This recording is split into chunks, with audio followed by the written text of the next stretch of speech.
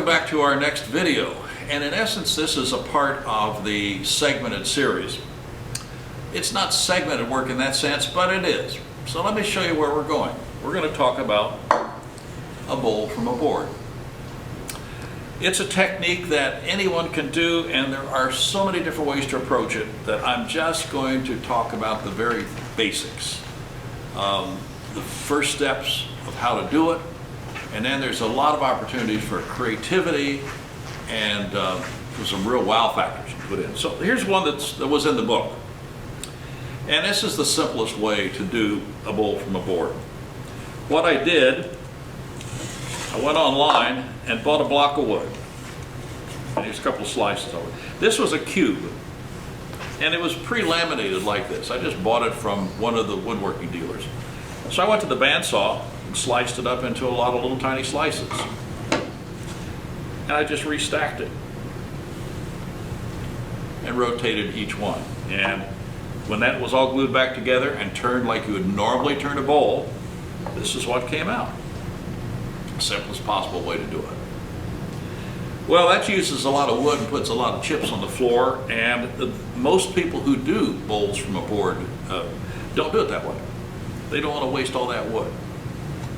They'll make a single laminate and cut it into pieces. Here's what happens.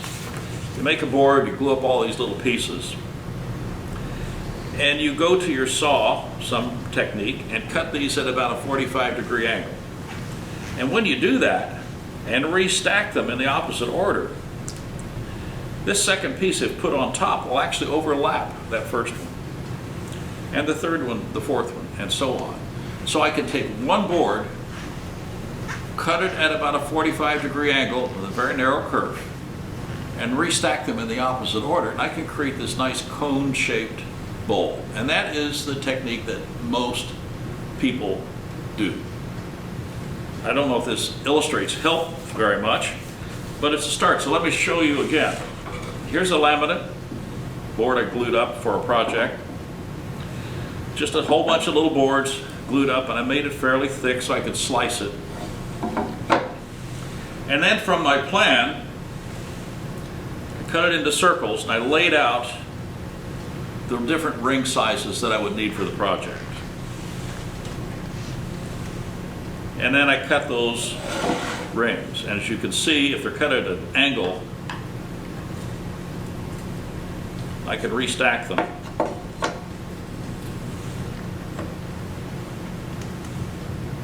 And re-glue them. And by rotation, I can create all sorts of different kinds of patterns. But now cutting these rings, typically if you have a scroll saw, it's not too difficult to do. What you'll end up doing is marking out where the ring needs to go, come in with a very small drill bit, drill a tiny hole at the right angle, stick your scroll saw blade through there and cut that circle. If you don't have a scroll saw, it gets a little bit more complicated, because if you're going to cut this on a bandsaw, I'm first going to have to slice this in half. And then with my bandsaw I can cut this, and I can cut this, and then glue these two pieces back together again. The problem with having a bandsaw, you can't stick that blade through the little hole. Well, that's a second way of doing it. Very common, and that and the scroll saw are the most common ways of doing it. I have a third way. I do it just a little bit different. And what I want to do is to show you a very short video segment about the process that I use. I glue up the boards and I cut them on the lathe using a thin parting tool. And I'll show you how that's done. And then we'll come back and kind of review it.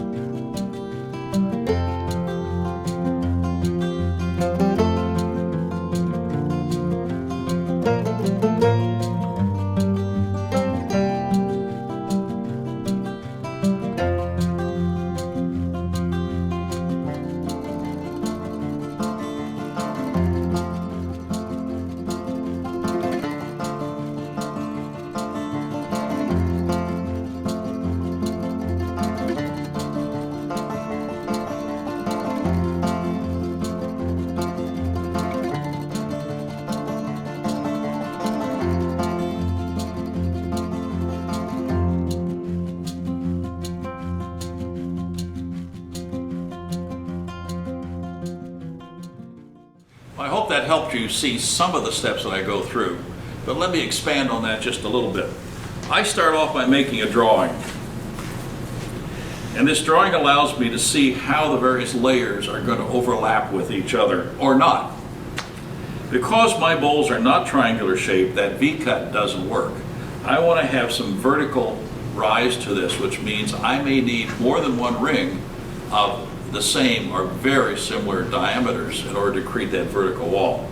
So I make a drawing, and then from the drawing I then can figure out what I can use. Now the base was one piece, and I found about 2 layers up I can use another slice out of that same piece of wood.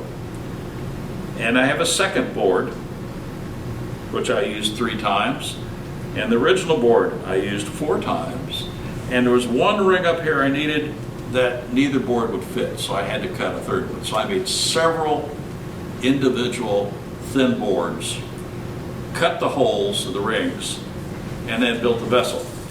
Well, here's what you saw in the video. I have this faceplate with a block of wood screwed to it, and I simply clamp my board against that faceplate and use this very thin parting tool to cut those rings apart. Thin because I don't want a very wide kerf between each of the rings. I need to save as much wood as I can. Thin and saving the wood means the bowl I actually made was really pretty small. Here's the board that I started with, one of the boards. I've numbered them. This is number 2, what's left of it. Here's what's left of board number 3. And when I cut those pieces out, I had enough left over that I was kind of able to make the second one. And I used the same idea, but I just scaled everything down a little bit. Well, I think I got carried away, more for fun than for educational purposes. So I took the scraps from that one and made the third one. And in order to get the size right on the third one, I simply took the disc, laid it down, and took a pencil straight up and down and drew a circle around it, which stood out maybe 1/8 of an inch from the side. And then I cut that piece out, made it round. And I stood the pencil up and did another circle around that one and made the next one. So this is all by eye, no planning at all. And if you could see, these pieces don't necessarily even match. They're just fun and interesting. So, bowl from the board, interesting little process. It's an opportunity to go to a lot of detailed examples. There are a lot of famous turners out there who have specialized in this technique. Some using extremely finely laminated boards to create very intricate patterns. And then other people who will do a nice thing with some special designs built into the side. And we'll give you a couple of references of sites that you might be able to check out just to see where some of the other work can be done. But I do it this way because I want a bowl that has some curve and size shape to it. So bowl from a board starts with laminations, which is just good woodworking, and then making a drawing and laying out your circles and finding some way to cut them into the thirds. And if you want to go back and refer to this again, in my book on segmented turning, there is a complete chapter on this technique for how to do that. And in fact, that's the piece that was done in the book. And I do have 2 pieces of the original cube of wood still remaining. So chapter 7 is a good place to go. You can take a look at it there. So thank you for looking into one more aspect of segmented turning. And I've gotten back to thinking about it again, and I've had enough requests that I think our next 2 videos are going to be a 2-part series on what's called open segment turning. The difference between that and what we've done in the past is that the pieces do not touch each other, so there has to be ways to mount them into the bowl differently than we've done in the past. It requires another fixture. But the good news is the accuracy of cutting the segments is not quite so important. So I'll see you in the next video for part 1 of open segment wood turning. Keep Keep the comments coming, subscribe. We appreciate it. We appreciate your viewing. Thanks. We'll see you soon.